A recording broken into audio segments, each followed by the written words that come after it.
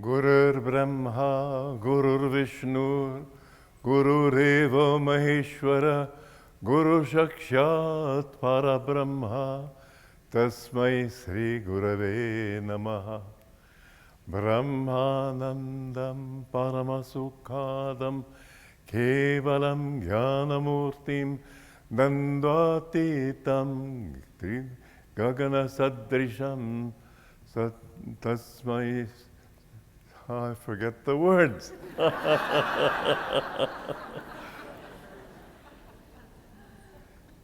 Ekam nityam vimalamachalam sarvade sakshibhutam bhavatitam trigunarahitam sadgurum tvam namami.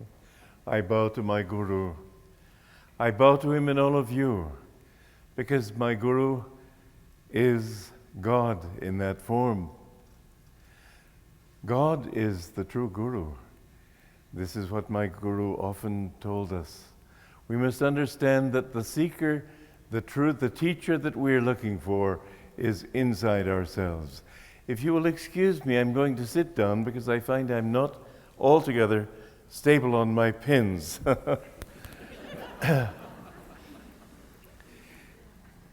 I grew up in Europe during the interval between the First and the Second World War. I was born in 1926, just a little less than 10 years after the end of the First World War.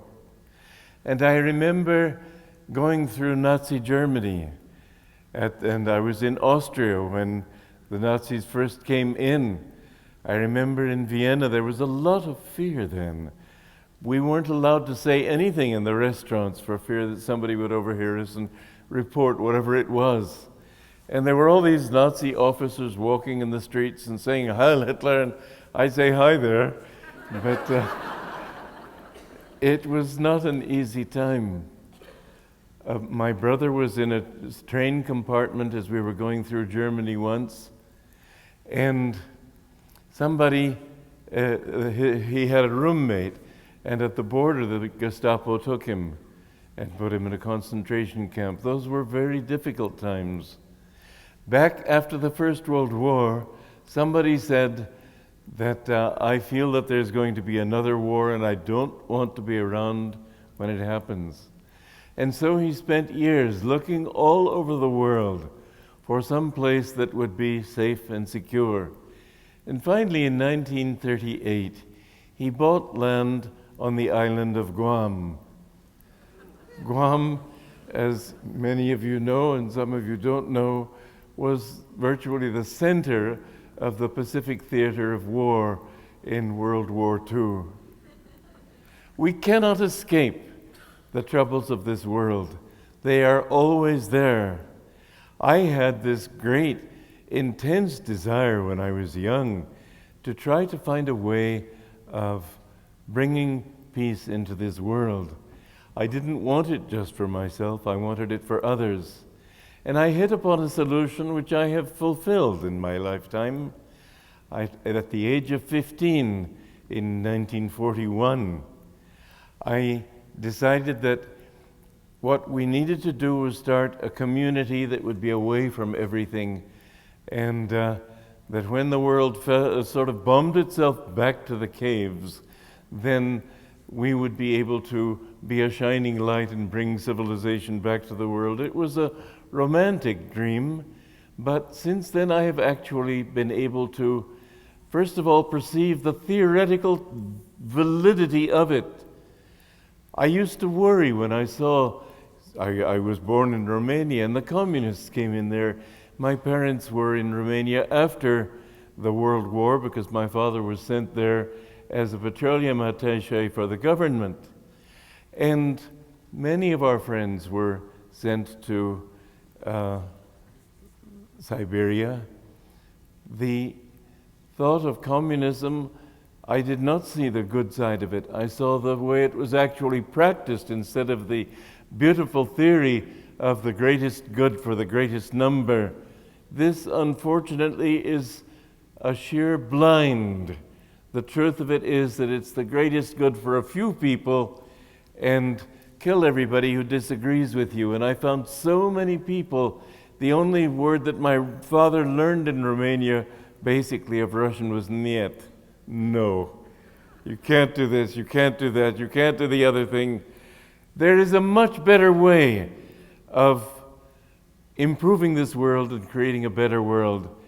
If you can offer people an example of a group who live together in peace and harmony, then others will see this example and say, I like that, I like that way of living. And so 40 years ago, and this is our 40th anniversary of Ananda Village, I decided to start a community. I had wanted to for many years, but finally I was able to found it then. And it has been a marvelous experience, and I do urge all of you to come up and visit us.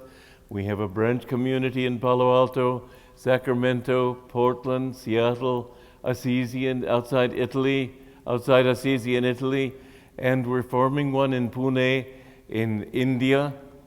But this example, which people view a group of people living together and living in harmony, living in happiness, living in peace, this is an ideal of peace that I would like to uphold before you.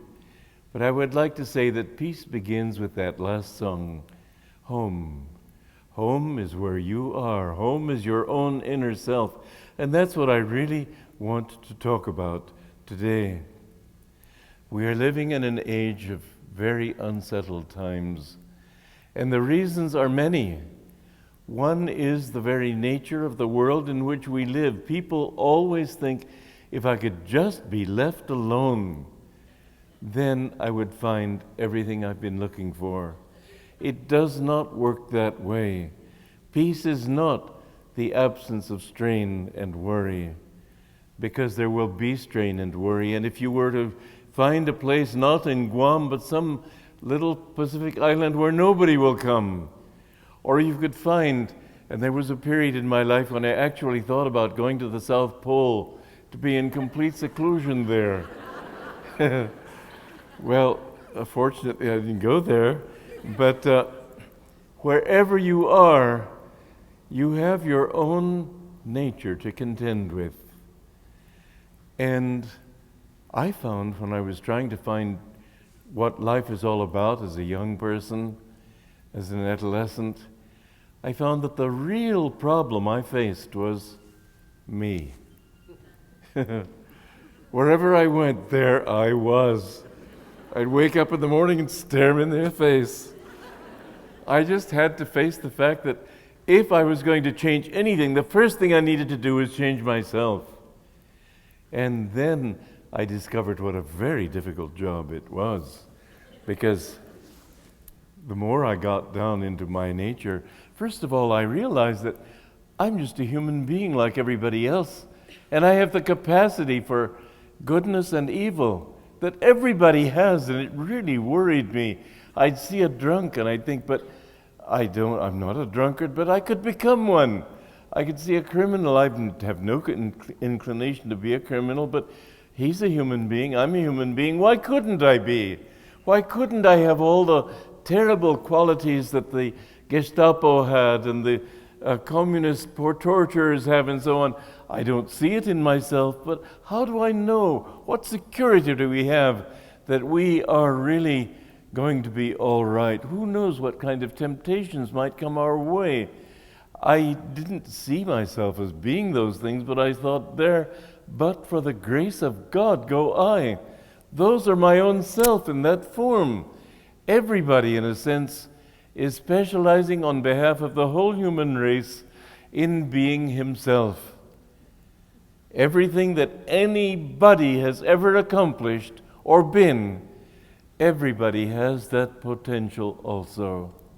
You have the potential to be the greatest composer, the greatest Einstein, the greatest scientist, or the worst, the most heinous criminal in the world. Everything is latent in human nature. And I thought, well, I'm trying to improve myself, but I work on some little quality here, and I'm taking away energy from there, and that quality comes up. Then I'd rush over there to try to push it. It's like, sort of like trying to wash a shirt, and there's a bubble in the shirt, and you push it down here, and it comes up over here, and you rush there, and it comes up over here. And I realized that you just can't overcome it that easily. And I finally reached the point. And this is a point that most people think of in vague terms, but I came to understand that what I wanted was God. That without God and without help, I was pretty lost. I just would never be able to, in one lifetime, what can you accomplish? And so it was that when I came upon Autobiography of a Yogi in a New York bookstore, it was a great blessing for me. It was a sort of thing that God Himself took a hand in, because I had never heard of Indian teachings. I knew that India existed, but I didn't know anything of Indian philosophy. I'd never read any of it. And after reading Autobiography, I took the next bus across the country, and I said to Yogananda, I want to be your disciple. And that was 60 years ago this September, and I've never changed my mind. But it would not have been easy if my parents had been in the country, so it was God's grace also. My father had been sent to Egypt as to lead a petroleum mission there. He was an oil geologist. And I put my mother on the ship to join him after packing her up. The very day that I put her on the ship was the day I discovered Autobiography of a Yogi. I have to say that was a great blessing for me. They were horrified, but there was nothing they could do about it. And I won't go into that story, but it was a thrilling story in my life. Somebody said to me a few months ago, do I need a guru? I said, no, you don't need a guru. But if and when you really know that you want God, then you do need a guru. I realized I had come to the point where I knew I wanted God. I knew I wanted to become perfect, as Jesus said, be ye therefore perfect, even as your Father which is in heaven is perfect. I knew I wanted these things, but I had no idea how to accomplish it. And then I realized I needed help. When you know that you need help, then seek it. And God will send you someone who can help you. Now, the trouble with this world is that we keep thinking that if I just don't have this trouble and that trouble and the other trouble, that everything will be just fine. And it's just fine as long as you think, and this is the trouble with human life. We think that with the fulfillment of this desire and that desire, we will finally achieve everything that we want. Unfortunately, it doesn't work that way. If you look around you at the people that you know, or the people that you see in the streets, everywhere you go, you see dissatisfaction in people's eyes. You see unhappiness. You see frustration and suffering. Because people think that they are going to find what they want when they get this or that, and when they find it, they find they don't have anything. You find that you make money. You know, the larger number of suicides in this world are from wealthy people. Not so many poor people. They're still climbing the ladder and thinking that on the roof there's a beautiful view. When you get up there, there's no view. I've mixed with wealthy people. I've lived in a well-to-do family. There's no happiness there. Money doesn't give it to you. Wine doesn't give it to you. Many people think, oh, I can get away from everything just by sousing myself. It doesn't work. You wake up and you've got the same old problems plus a hangover. Many people think through human love to find what they're looking for.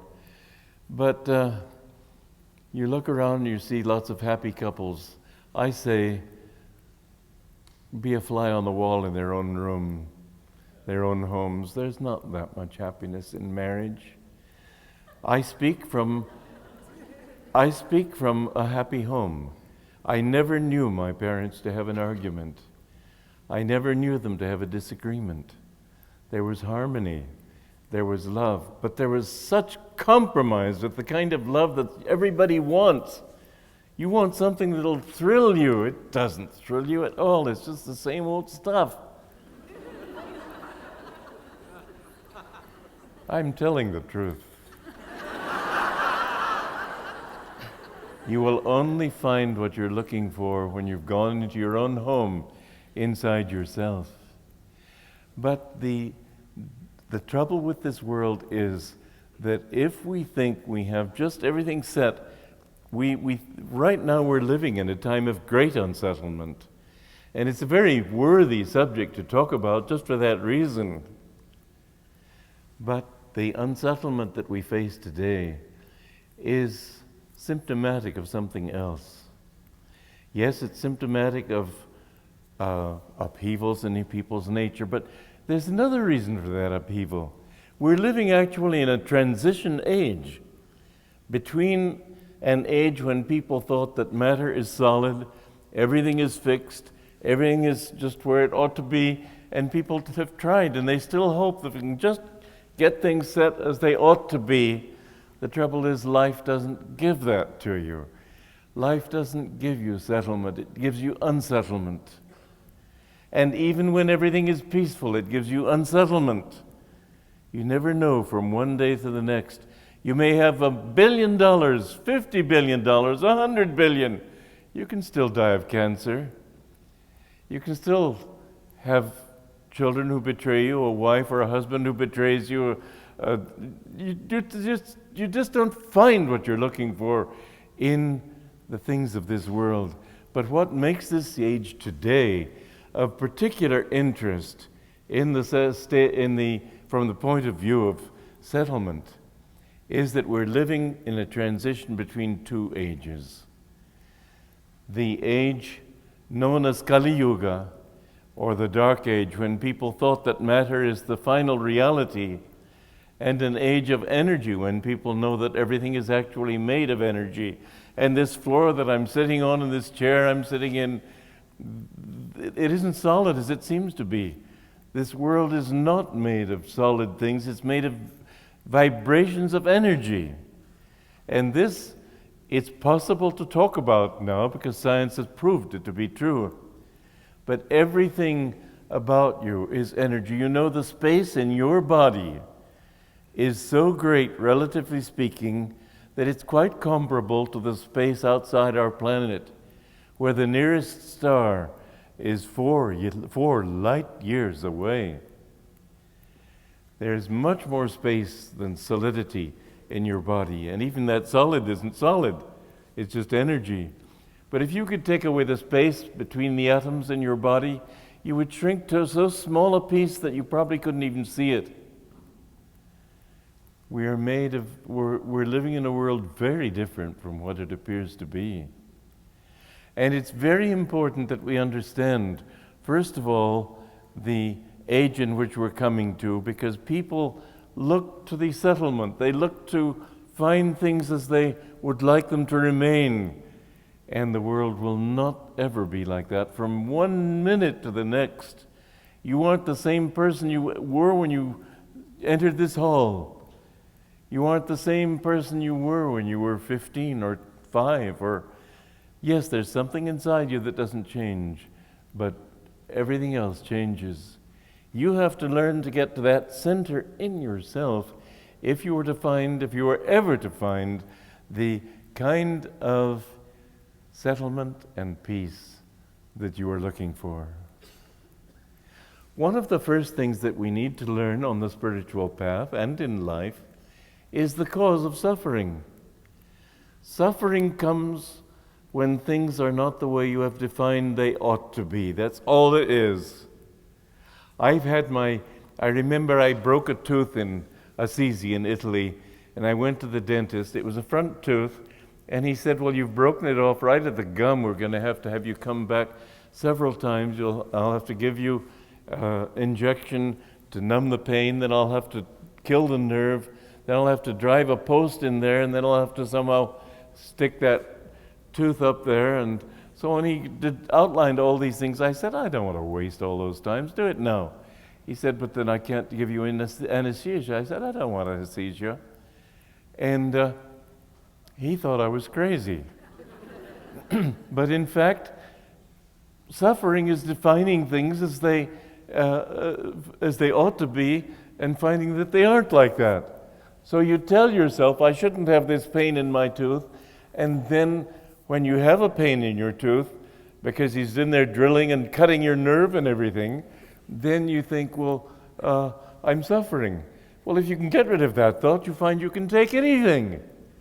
And so he drilled in there, and I think he was trying to prove his point, because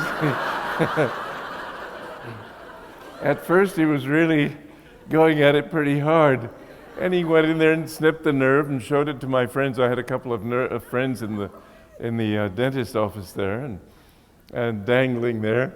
And he started driving this piano. I just sat there and didn't pay any attention. Listen, there's no suffering you cannot bear if you can learn to change your mind about what ought to be. Somebody dies. Oh, why did he die? Well, he's going to die anyway. Why not accept that this world is always going to give you one disappointment after another until you finally reach the point where you can say, well, I can accept anything. It doesn't matter. I was thinking recently, I'm an old man. I will probably die before very long. I might have the misfortune to live into my 90s. I don't know. But I could die of a heart attack. My thought is I'd much rather die usefully. If I can be martyred, that'll be great. And people think, well, gosh, what is that? I just don't care how I go. I don't care how I live as long as I live in tune with God. If you can define yourself, and if you can define what you're looking for in life in terms of, I can accept anything, it would be a very good attitude for you to develop. Develop catastrophe consciousness in the sense that, what if this happens? Can I take it? Yes. The more you can do that, the more you'll see that there's nothing that can come to you that can really upset your peace of mind. Because, first of all, let's face the biggest crisis of all. Someday or another, you're going to have to die. It could be 5 minutes from now. It could be as you walk out of this auditorium. It could be 50 years from now. It doesn't matter. Sooner or later, look around you. How many people are still living after 1,000 years? 100 years? Very few. You're going to have to leave this body sooner or later. So you might as well resign yourself. That song, I Live Without Fear.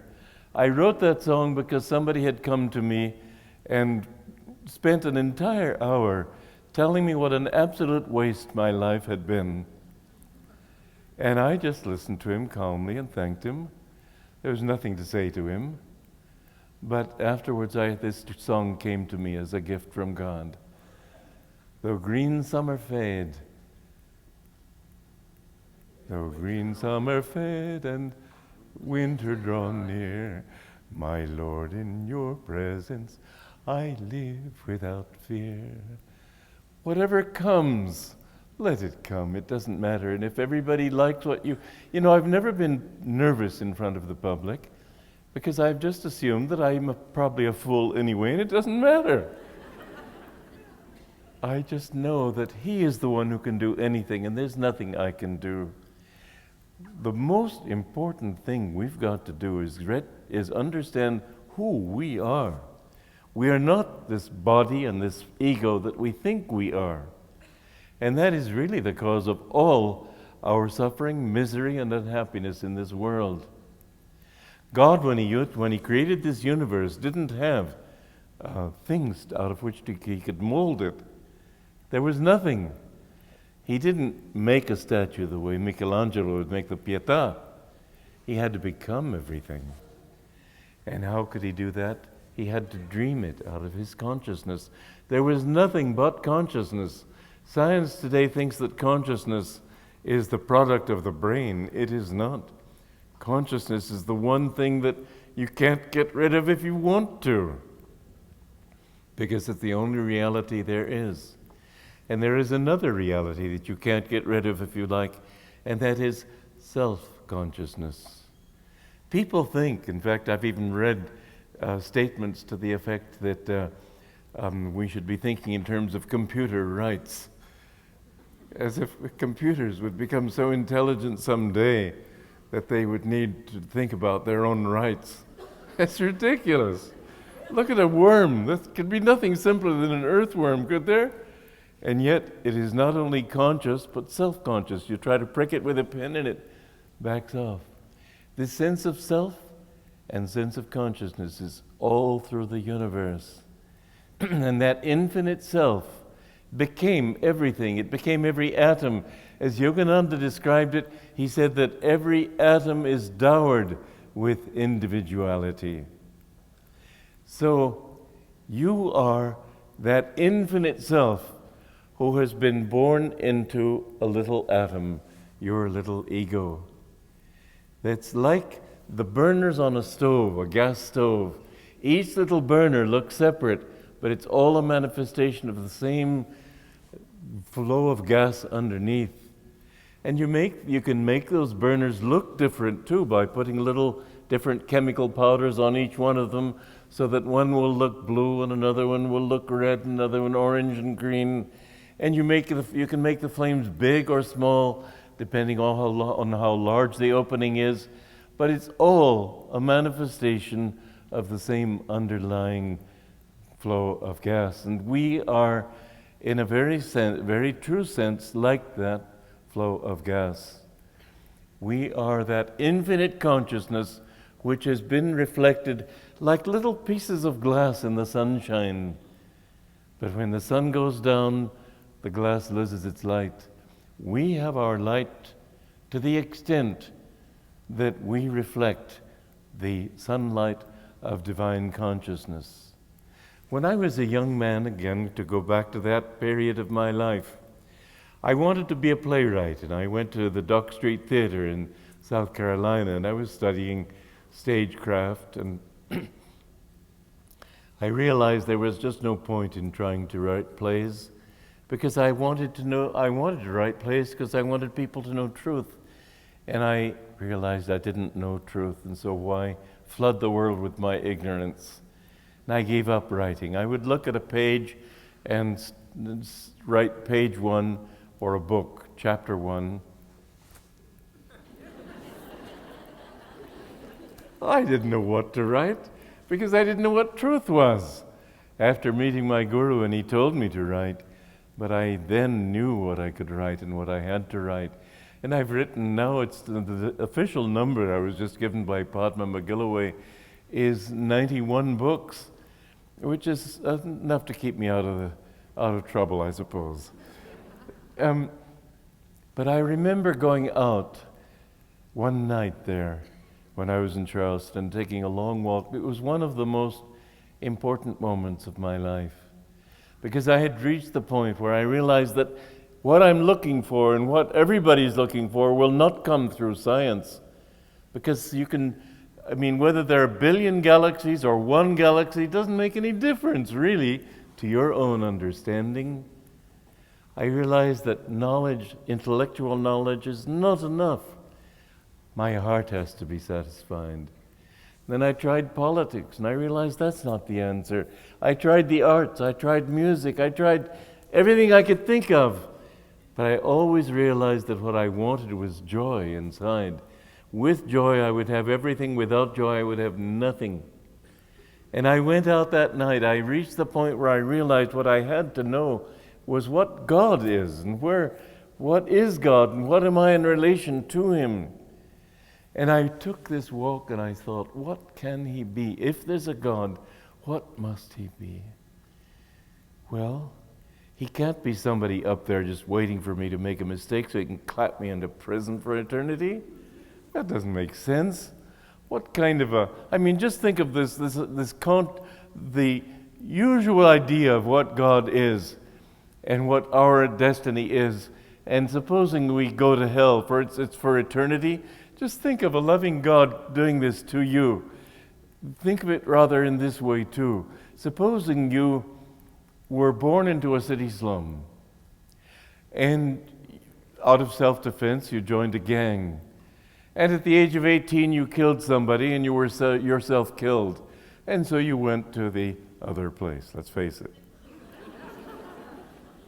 And people think a millennium means something. What's a millennium? 1,000 years? That's nothing. 1 billion years is a wink in the eyes of God, in time. And suppose a couple of billion years down the road, somebody says to you, what are you down here for? Well, gee, I don't quite remember. How can a finite cause have an infinite effect? It cannot. There has to be something more about this. And I was thinking, what can God be? Well, what makes me ask the question? That I'm conscious. And if I'm conscious, that consciousness has to come from somewhere. It can't be just a product of my mind. And I realized God had to be. If I'm conscious, then He has to be consciousness. And then I looked back over my life and I found that there were times when I was more in tune with a larger consciousness and other times when I was less in tune. I remembered a beach party we'd been on, and I went walking down the beach away from all the party goers, and I was thinking this same ocean and this same sky that's beating here in New England is also beating on the shores of Europe and England. And the same sky unites us all. And there's something much more involved than just this little partying that we do where we are. And that consciousness, I realized then, I'm a part of that.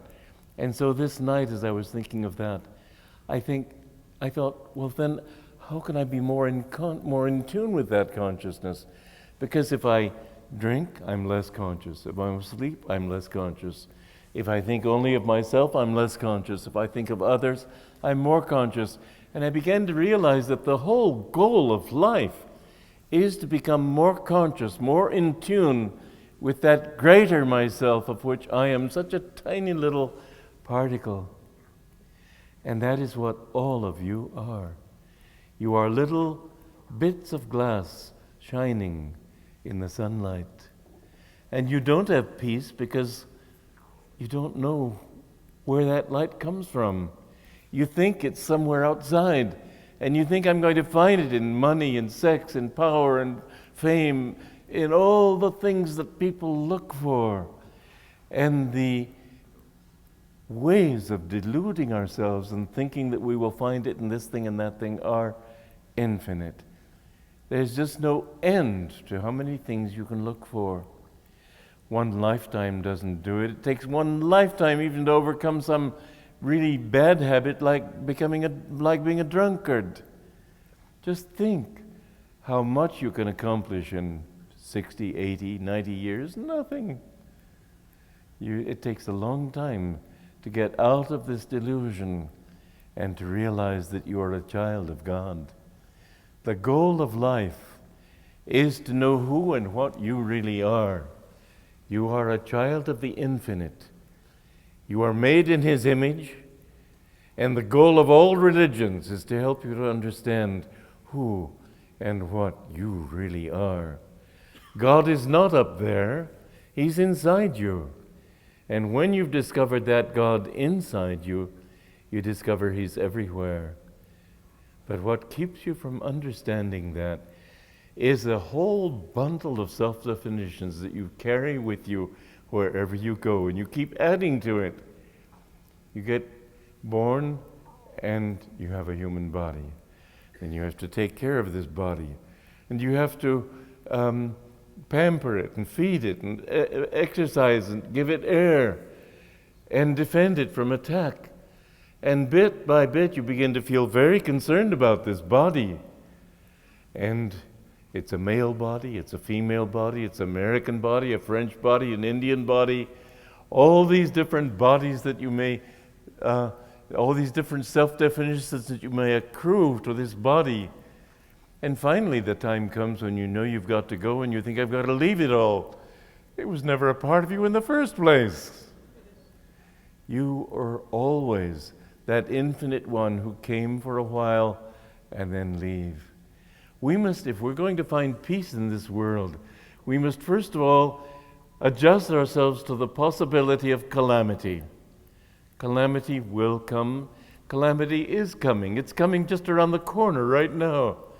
I believe we're on the edge, on the eve of a very serious depression. Whether I'm right or not, I don't know, but something's going to go wrong. You can lose your home, you can lose your job. And if the whole country's losing it, or if you alone have lost it, it's still the same tragedy as far as you are concerned. What will you do if you suddenly find you can't take care of yourself? What will you do if you find you're suddenly ill? It pays to be calamity conscious in this sense only, to realize that there's a center inside yourself that can remain unshaken amidst the crash of breaking worlds. This is how my guru put it. When you can see that it doesn't matter if I'm ill or if I'm well, if I'm sick or dying or everything is going beautifully, sooner or later it will go wrong, and this is the nature of this world. You've got to realize that you're living on a sea, and you can never reach the point where one wave remains there. It'll always come down, and life is always a movement of ups and downs, and it's a fact that you cannot change. Therefore, you need to, first of all, learn to develop even-mindedness. It does not mean to be apathetic. It doesn't mean that when you see a beautiful sunrise or sunset, you say, oh God, another sunset. Oh, you love beauty. This is one of the things that I have found in India that many people make a mistake about. They think you're not supposed to enjoy anything. You're supposed to enjoy everything, but with the joy of God. In other words, where do you ever enjoy? You always enjoy it in yourself.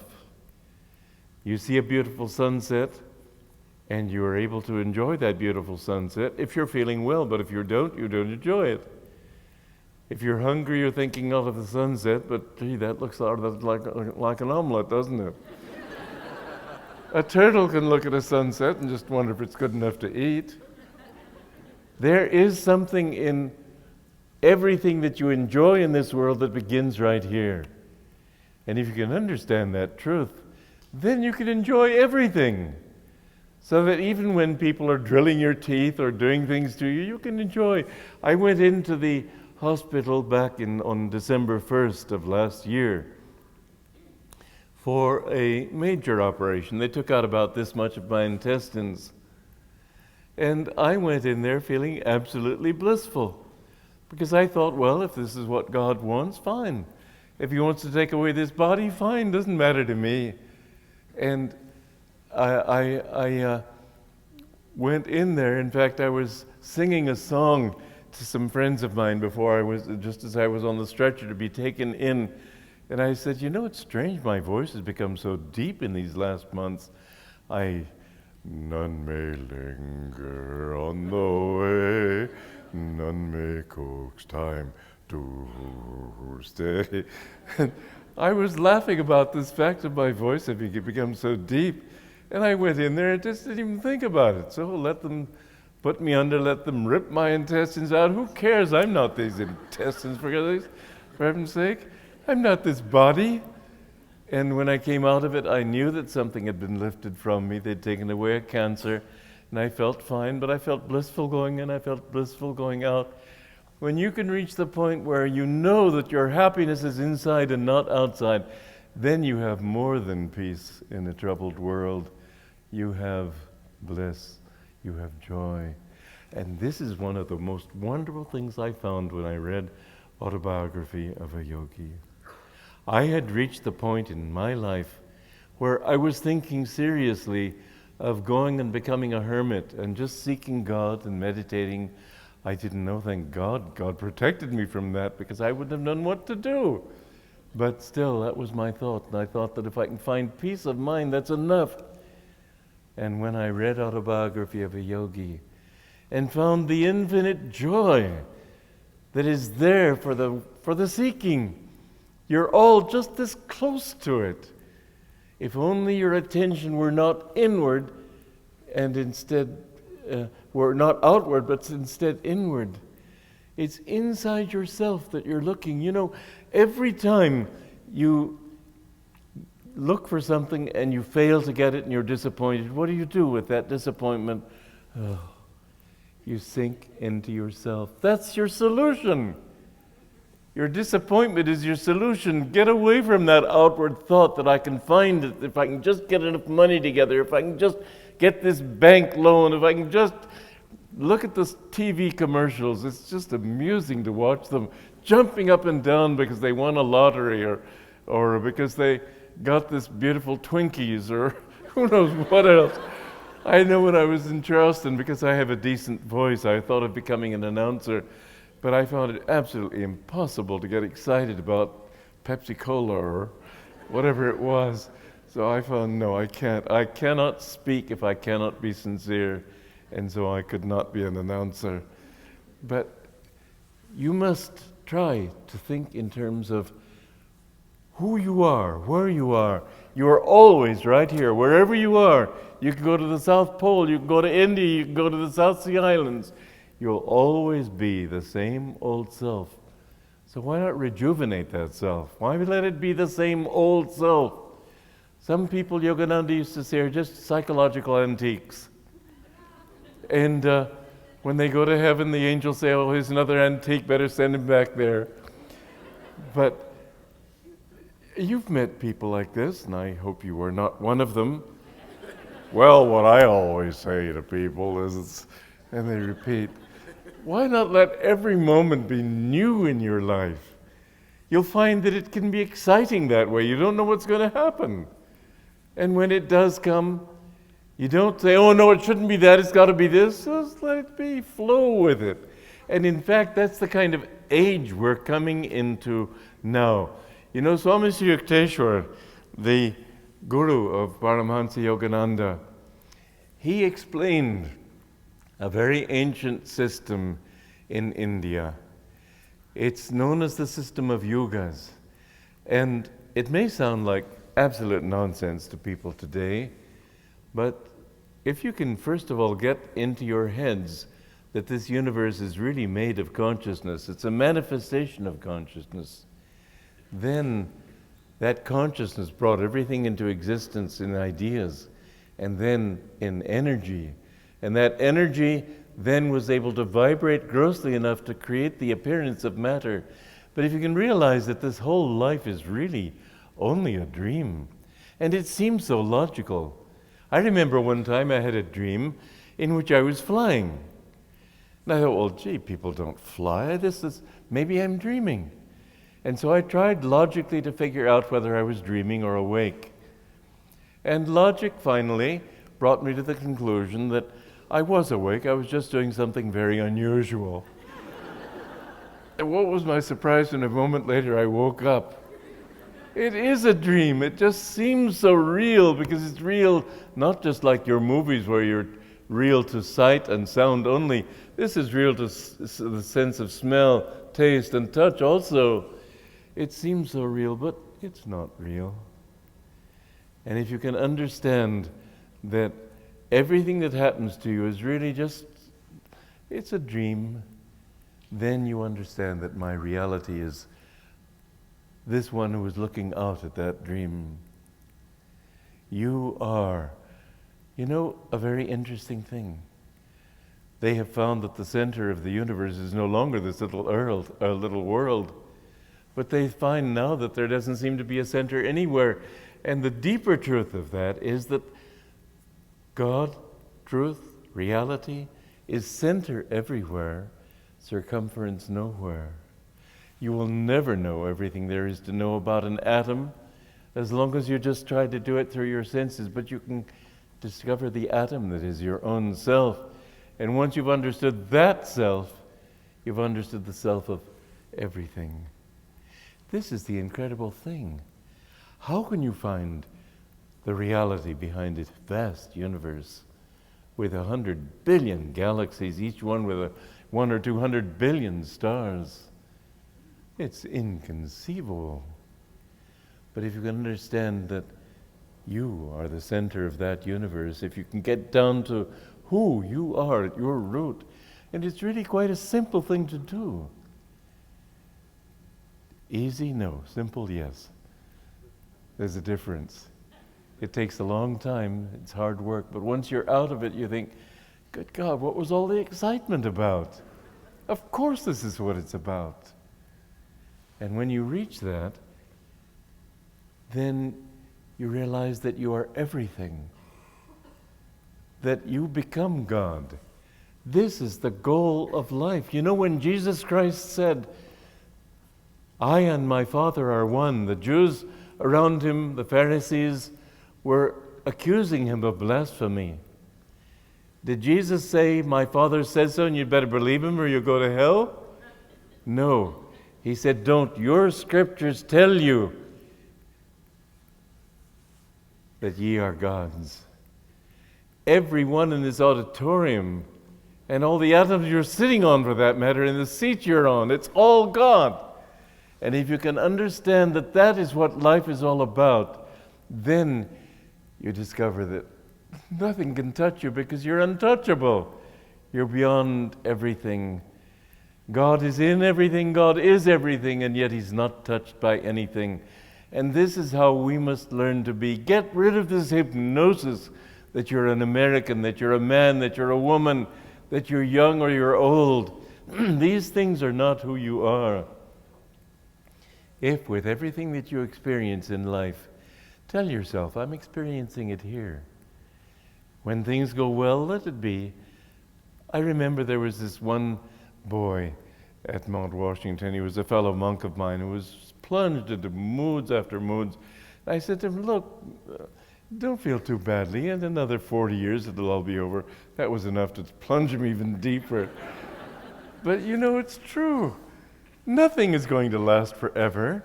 And 40 years is really not the truth. The sun shines today and tomorrow it's raining. Well, I wish it would. But the truth is that everything changes from day to day. Everything is just up and down. This universe was created on the principle of Dvaita, duality.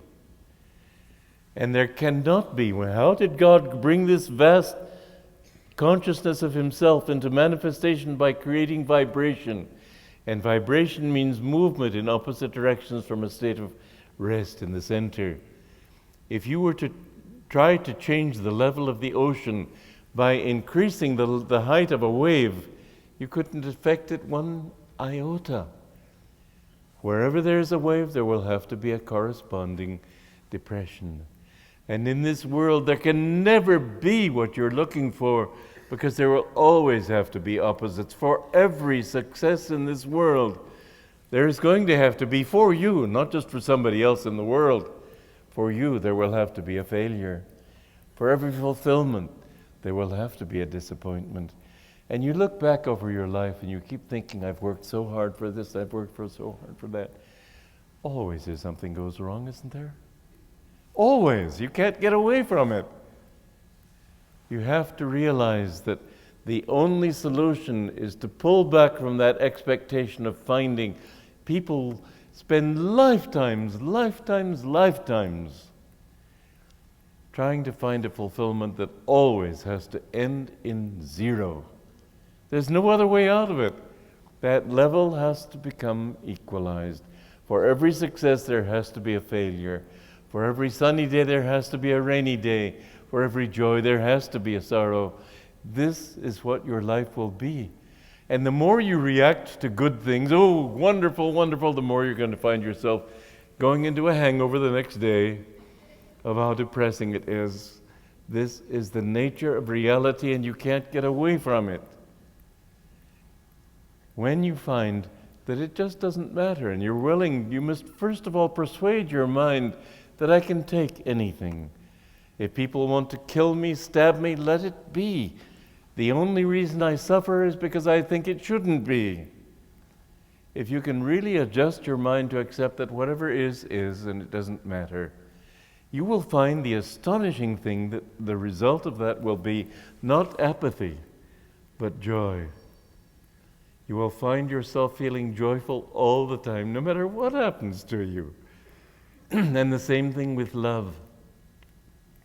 You think you're going to find it from this person, but always it lets you down in the end, if only because that person dies. But human love is such a compromise anyway, with this something in the heart that longs for perfect love. It doesn't exist anywhere except in the infinite.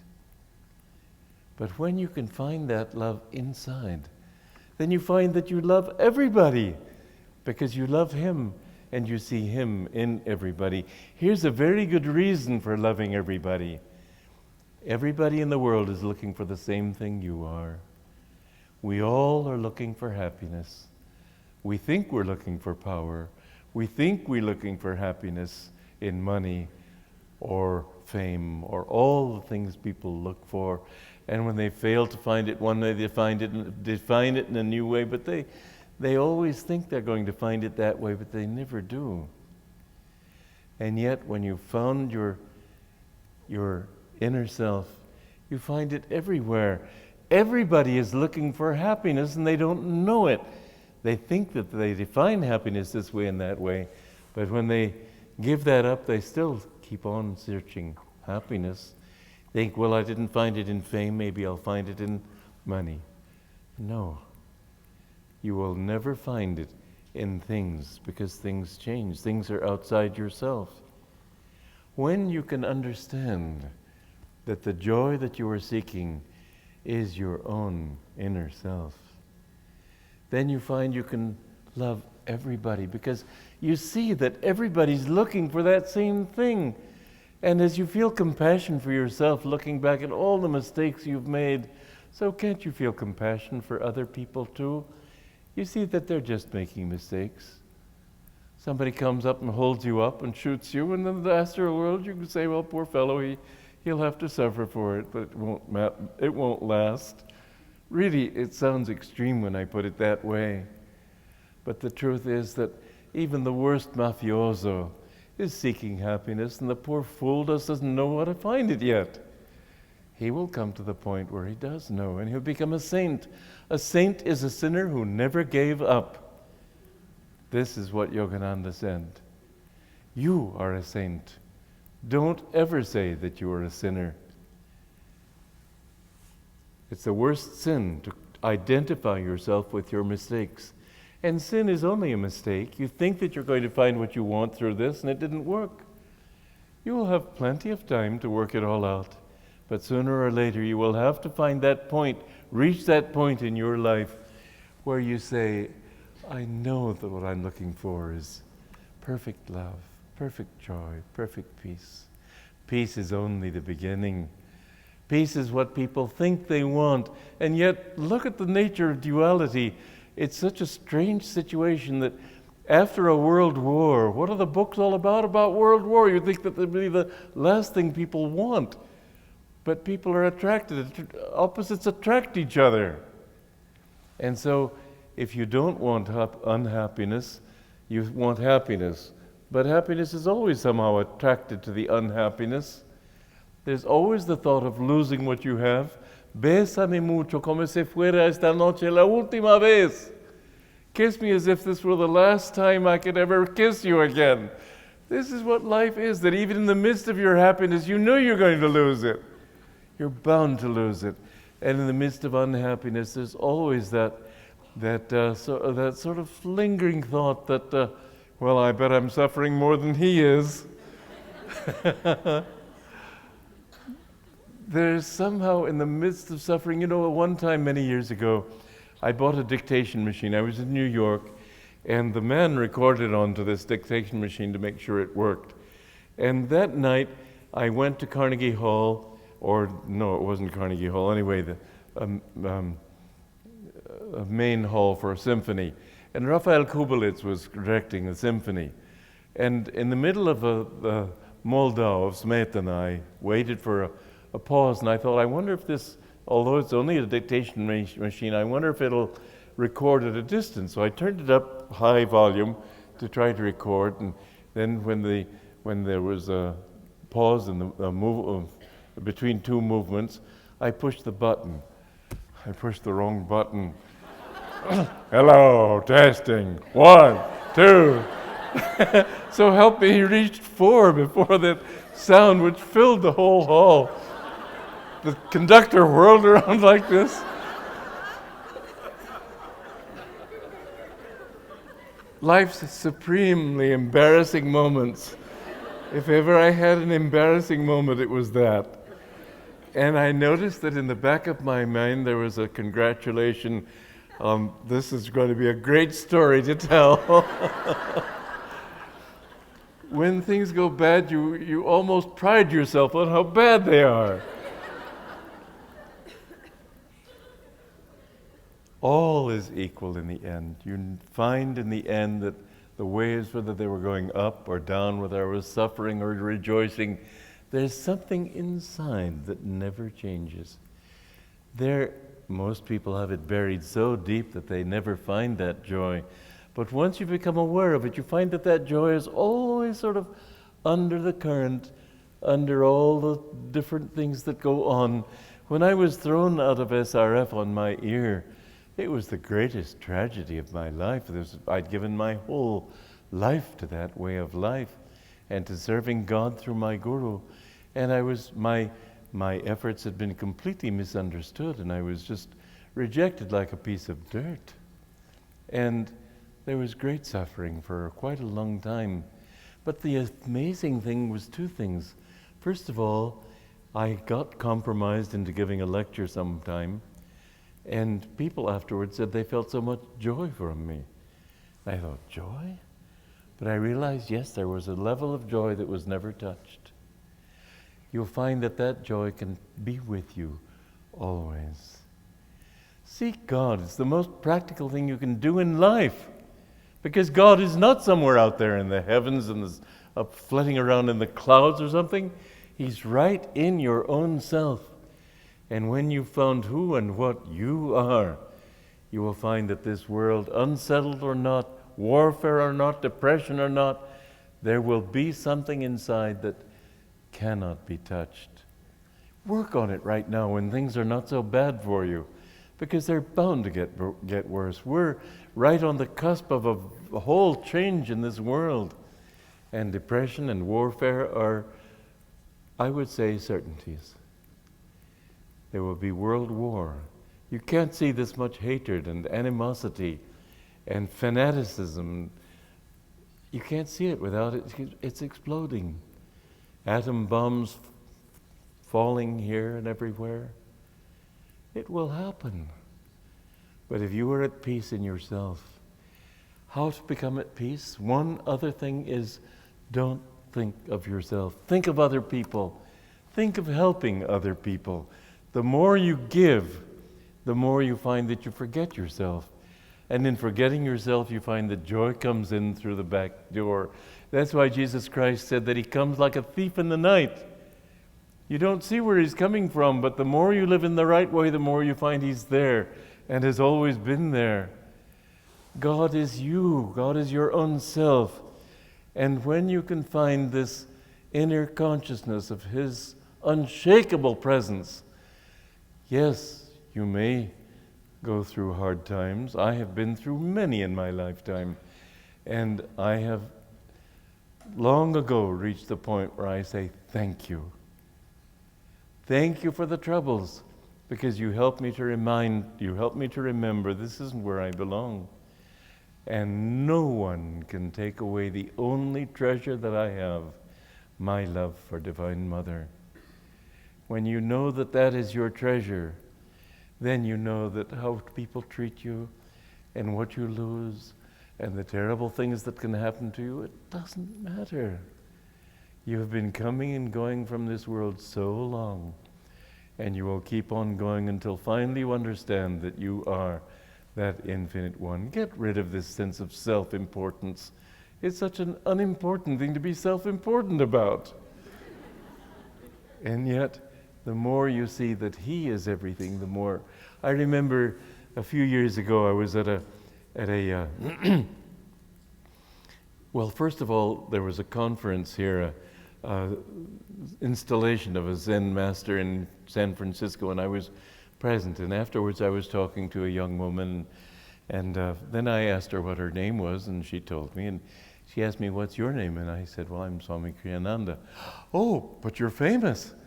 I said, "Well, maybe, but why do you say 'but'?" She said, "Well, all the other famous people I know seem important."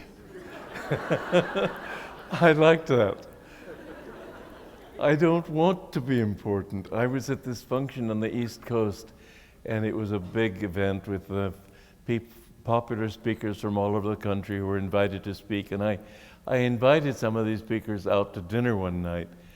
And I was the host of this gathering. You'd think that for that reason alone I would have been given some attention. But some of these people were so self-important, and they were all relating to each other and totally ignoring me. And I thought, what an absolutely lovely experience. To be totally unimportant even when the situation more or less makes it seem as if you'd be important. You don't matter. What does it matter what people think of you? They're usually wrong anyway, aren't they? But even if they aren't, there is so much to gain from life if you can get yourself out of the way.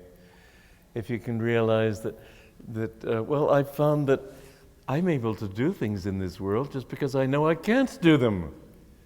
But He can do everything. When I was young and trying to think how to be a writer, I'd see chapter 1, page 1, and I couldn't go any further. But when I find now that He can do anything, I find that it's amazing to me how in just even time itself can be banished. You can do a job in very little time if you let Him do it. Try to feel when you're cooking. Try to feel when you're walking. Try to feel when you take a walk at night with nobody around you, and just feel that God is walking through your feet, walking through your hands. God is thinking through your thoughts. And if there's a dog barking, think God is barking through that dog. Maybe He has a message for me. And the more you can share your thoughts with God, there's a beautiful, he was a Christian missionary, Frank Laubach, a great man. I got to meet him before he died. And he wrote a book called Letters of a Modern Mystic, in which he said we must think of God in the second person. Don't think He, think you. And share every thought with God. And if you can take a walk at night and feel that you're sharing every thought with God, you'll find that it seems as if He's talking to you through that barking dog or that passing car or whatever it may be. You suddenly realize that He's everywhere, and that in everything He does have some special mission message for you. The more you can think this way, the more you find that life is just a symphony of delight. So, yes, we are coming into more and more unsettled times, but you can become more and more settled if you don't try to settle your body and your ego and try to make everything safe around you and set everything as it ought to be. It'll be destroyed in a moment that way. But if you can be settled in yourself, if you can have peace in yourself, and know that everything you're looking for is really just your own self, so that if you succeed or if you fail, it doesn't matter. If you find that people like you or hate you, it doesn't matter. You find then that you can love them anyway. The more you know that you live in Him and that this is your true treasure, the more you will find that you and God are one. This is the mission and the message of all the great masters who ever came into this world. They've come to teach us not how great they were, but how great we are, potentially. What they have done, we have done. They're no different from us. All we have to do is turn our attention inward instead of outward. And if outward, then in the right way of seeing God everywhere. Learn to find yourself in yourself, and you will find that self in everything. This is the goal of life. This is the meaning of life. And this is how to find life. And as Jesus put it, have it more abundantly. Thank you.